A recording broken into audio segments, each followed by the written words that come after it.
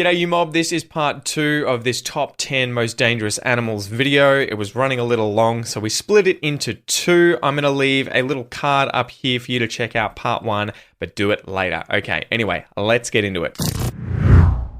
Number 6. The redback spider. If you're not a fan of spiders, you might have to be extra careful during your visit to Australia. Just like anything in nature that has red on it, the redback spider screams danger from afar. Although it can be a bit hard to see since this animal is only 1 centimeter long. But what this spider doesn't have in size, it compensates it through its highly dangerous venom. And where exactly in Australia is this spider? Well, you can find it throughout the country. A single bite can kill. I used to catch these as a kid, so my grandparents had a farm up in Bendigo, and I remember they built a shed, a metal shed, and underneath all of the sort of support railings inside the shed were just hundreds, if not thousands, of redback spiders. So you're going to find these everywhere. They're under rocks, they live in trees, they live in sheds, they're just everywhere, at least down here in Victoria. But to be honest, they have such small fangs that it would be so hard for you to get them to bite you. You know, you would probably have to put it on the back of your hand where the skin's thin and really push the head down into your skin to get it to bite you. And again, if you get bitten by one of these, go to the hospital. There was a news story a while back, I think I showed you guys or talked about it previously, where a guy was bitten on the penis twice by probably the same redback spider in a portaloo whilst working on a work site in Australia. He was a tradie and he had to keep going to the hospital to get antivenom. So yeah, I don't even know if anyone's ever actually died from a redback bite. Let's have a look. Redback bite death Australia. Okay, so there have been no deaths in Australia from confirmed spider bites since 1979. Oh, here we go. Sydney man dies after redback spider bite, although not clear bite to blame. Okay, so maybe that doesn't count. So about 2,000 people are bitten by redback spiders every single year in Australia, but the last death seems to have been in 2016, and even then, they don't know that it was because of the spider bite. But yeah, we've had antivenom for 60 years, so it's very unlikely that you are going to die from a redback spider bite in Australia. And if you do get bitten, you're going to have plenty of time to go to the hospital and get some antivenom. Kill you, but there is antivenom that you can use, which was created back in 1956. There have not been any deaths reported since then, but now There you go, haven't been any deaths since 1956 at least. You wonder what people did before the cure was invented, you know, aside from pass on. Being such a small spider, I'm sure a lot of people might wonder how they can tell whether they've been bitten or not. Well, you just have to look for symptoms to know. A redback spider bite can cause latrodectism, which is an illness that produces sweating, vomiting, rigid muscles, and lots of pain. If you get any of these reactions, you might want to get yourself checked. The spider is small, but the pain it will cause you is not, so you will know when one of them has bitten you. No. So the interesting thing about these spiders too is they tend to eat the males after they've mated, right? That's a very serious cause of death for male redback spiders, and you will see loads of photos and videos floating around the internet where these things are eating things like snakes that they've caught in their webs, so they're no joke. Good little predators. Number 5. The stonefish. Alright, so we're clear that white sharks are not out to get you. See, some of these animals that they include here just don't seem to make a lot of sense. I guess it's, well, dangerous animals, I guess, but still, how are you measuring this? Like stonefish, really? How often are they going to encounter human beings? These are fish that live in coral reefs around Australia, and they're known for camouflaging and trying to appear like rocks on the bottom of the sea floor, and they have these spines along their dorsal fin that have venom in them that elicit insane pain if you step on one of these fish. So they're definitely highly venomous. I don't know if they've ever killed anyone. Let's have a look. Since the arrival of Europeans on Australian shores, there have been no recorded deaths from stonefish stings in this country. So I don't know how you claim these as dangerous unless it is just that they pose a threat of being stepped on when you go scuba diving. Although you probably shouldn't be walking when you're scuba diving. Right? But I'm sorry to inform you that there is another animal in the water that might make you want to be a bit more cautious once you go diving or on a snorkeling trip throughout the coral reef. I'm talking, of course, about the stonefish. This animal is dangerous, not only because it's venomous, but also because it's very hard to spot. The stonefish is usually motionless, which explains the reason why people called it that way. There's a guy free-handling one. I mean, how bad are they? He's just picked this one up out of the water.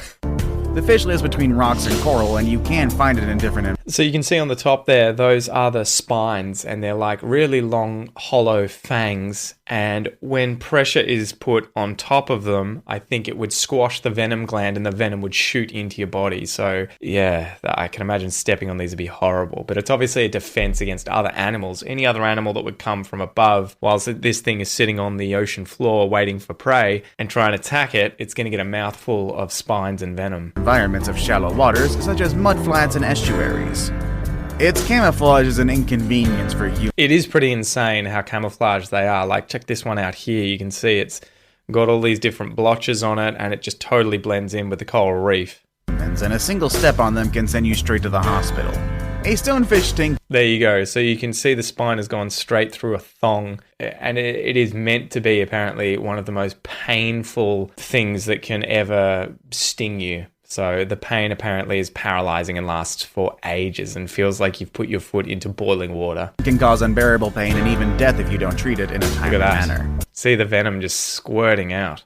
But the good thing is that you can treat a stonefish attack as soon as you notice it. All you need to do is apply hot water to the affected area and wait for the venom to lose its effect. So there you go. He's saying if you ever step on one of these and get envenomated, I think that's the right word, right? And you feel the pain, you need to put your foot in as hot a water as you can handle, as hot water as you can handle, and the venom proteins will be denatured. They will come apart and stop affecting you the same way, right? So yeah, I guess that's it. I'm wondering if he's going to talk about jellyfish at some point and needing to pee on people's legs if he gets stung. Some people also claim that vinegar helps in this situation. Vinegar. Anti-venom is available, but people only recur to it when the case is too extreme to handle. Yeah. Number 4.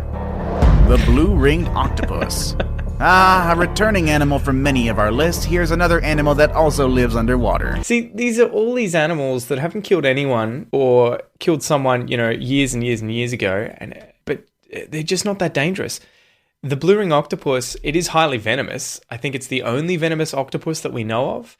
And they're just really hard to find. They live on the coast down here. And if you were trying to find one of these, it would just be, unless you were a biologist and knew exactly where to look and how to attract them, you're never going to come into contact with them. In fact, I know one person who has been bitten by one of these, and he was a marine biologist, and this was back in probably the 70s or 80s, and he survived. So let's have a look. When was the last person to die from a blue ring octopus death? Yeah, and I tell you what, there are some idiots out there, man. I've seen some of these things on TikTok with people doing videos of them handling blue ring octopus because they think they're these pretty little octopuses that they find at the beach.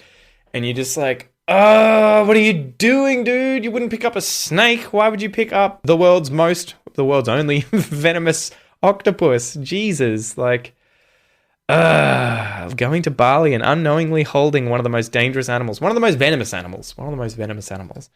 Anyway, what were we looking for? Last death. All right, so it looks like there have only ever been 3 deaths that are known from blue ring octopi. And it looks like the venom causes paralysis, so you will die from lack of oxygen. So again, you got loads of time, right? If you get bitten by one of these, you can have CPR. Someone just needs to obviously keep breathing for you, or just call an ambulance, go to the hospital, and you'll be sweet. Because even if they don't have anti-venom, hopefully they can just chuck you on a respirator and wait till the venom flushes out. I can't keep doing this forever. What's that? 3 deaths ever. Dangerous animals. One of the most dangerous Australian animals. The blue-ringed octopus. This one won't be as hard to spot as the stonefish. In fact, this one is very cool to watch as its skin is covered of little blue patterns. They are very cool. They have these blue spots on them that they can make even brighter as a defensive warning against predators. But they're these tiny little octopi, and you're just never going to see them. That look like rings. But still, if you do see one, please stay away from them. Yeah, if you see one, don't pick one up and do a TikTok. These small animals are cool, but they're also venomous. There you go. You just got to see the threat display. So if we bring that back a little bit, check it out when he comes and sort of expands himself and how bright the blue rings become. Please stay away from them. These small animals are cool, but they're also venomous. So Once cool. they sting you, your body will shut down and become paralyzed to the point that you will stop breathing. Yeah. And unfortunately, there is... You know what their preferred prey is? Crabs. Little crabs. Is no anti-venom for cases of blue-ringed octopus attacks. However, they say you can treat their bites by helping the victim stay calm and breathe until the octopus's toxin is removed from the body by applying pressure on the wound. There you go. So, just keep breathing. But don't worry too much. This animal is actually quite shy, and like most wild animals out there, the blue-ringed octopus will only attack when it feels threatened. Well, and apparently not even if it gets picked up by idiots at times. There have only been 3 blue-ringed octopus-related deaths reported to Australia, so the chances of you being number 4 are actually quite low. Just enjoy the Australian waters and stay away from animals that don't want to be near you. Number 3. Saltwater crocodiles. This is sort of in the realm of sharks. It's about the same number of deaths, I think 1 or 2 a year, max. And this is where I'm going to start getting a bit controversial for some of you, because the animal I ranked as the 3rd most dangerous in Australia is perhaps the most dangerous for a lot of you. Yeah, the most dangerous. How are you defining this? Sorry to be that guy, but it's like, how do you define danger if it's not based on the actual number of deaths that are happening to humans by a certain animal? Because if you'd done this video correctly, it wouldn't get the clicks that it got, nor the view rate, because it'd be about horses, dogs, kangaroos, cattle, all sorts of these banal animals you think are fine, cute and cuddly, but are the actual animals that have the most number of deaths per year associated with them. However, that's only because it's big, but not as threatening as the other 2 I'm going to show you. The saltwater crocodile, just like the name implies, are expected to be found in bodies of saltwater, meaning the ocean. However, they are more popular in estuaries and sometimes some freshwater spots as well. Sometimes? These guys are found in saltwater, brackish water, and freshwater. Pretty much anywhere in the north part of Australia. If the water that you see in front of you is connected to the ocean, do not swim in it. If there are signs saying that there are crocodiles there, do not swim in it. Assume there are crocodiles in the water if you are in far north Australia, okay? Because better safe than sorry. And I'll show you a video on screen here. This video I saw recently where they are at a camping ground, obviously, and one of the guys has the head of a buffalo, and they're just showing you how sneaky crocodiles are. They throw the buffalo head in the water, and instantly a 3 or 4 meter croc just comes surging out of the murky depths of this water that is right near a camping ground, and it had been waiting there the whole time. So they are sneaky. They are dangerous in that if you do something dumb like go swimming where they are, then you are very likely to die if they attack you. It can be quite amusing to see one in the wild, except when you're in Darwin, Australia, which is a place full of signs that warn you against these massive reptiles. Another story for you I had. These guys are very smart, and they get very good at recognizing patterns. So if animals behave the same way repeatedly, they get used to, oh, this animal comes to the water every day at this time, I'm just going to wait here, and then boom, I'm going to nail him next time he comes. When I was doing some turtle research up in far north Queensland, I met someone who had been doing some work on one of these islands in the Great Barrier Reef, and there were crocodiles around there. Every night, they would have to go out and count turtles whilst walking around this island, and they would see crocodiles, and one big one in particular, just follow them as they walked around the island. And they had to change the times that they were doing these surveys. They had to carry guns because this crocodile was just waiting for any opportunity where a person walked too close to the water to take him out. These big animals are very aggressive, and they eat animals of all sizes, including humans. They'll eat anything. Now the thing is, there have been only 24 deadly attacks between the years of 1975 and 2009. There you go, not even one a year. So the chances of a deadly encounter are quite unlikely. However, I would encourage you to obey warning signs and stay away from places where you could potentially find one of these beasts. Again, this sort of simple stuff, right? Just be croc smart. If you're up in the north of Australia and you're near the water and you're fishing or you're camping or you've got a dog that you're walking, obviously just show some smarts. Stay away from the edge of the water. Don't throw fish that you've just caught or bait right near the water's edge, etc. to attract them. Just be wary. You do silly things in croc country, bad things can happen. If you be smart and be croc-wise, you have no dramas. If you're a fisherman, don't leave your bloody fish scraps on the boat ramp. Time for the day's best pick. Ooh, we get number 1. The picture I have for today is one of a scary-looking snake that could easily give us all nightmares. That does not look like an Australian snake. Luckily, such a snake doesn't even exist. At least not in Australia. But there is a snake I do need to talk to you about. The inland taipan. Number 2. Taipan snake. Taipan. It's a taipan. A list of dangerous animals wouldn't be complete without this snake. You saw the tiger snake. Again, this is just associated with that study that was done in the 70s about their venom. So I think there are 3 species of taipan snakes in Australia. There's the inland taipan snake and the coastal taipan snake, and there was a third one that was recently finally discovered in the wild, I think, I think it was the East Coast. Anyway, these guys are so uncommon in terms of you coming into contact with them, and again, they're going to run off. They're not going to come after you, but they do have highly toxic venom, and it's because when they bite mice, which is their prey, they want the mouse to die as soon as possible, and so they just overdo it in terms of toxicity and how much venom they put in there. And so you'll hear this stat all the time of, taipans have enough venom to kill 200 grown men.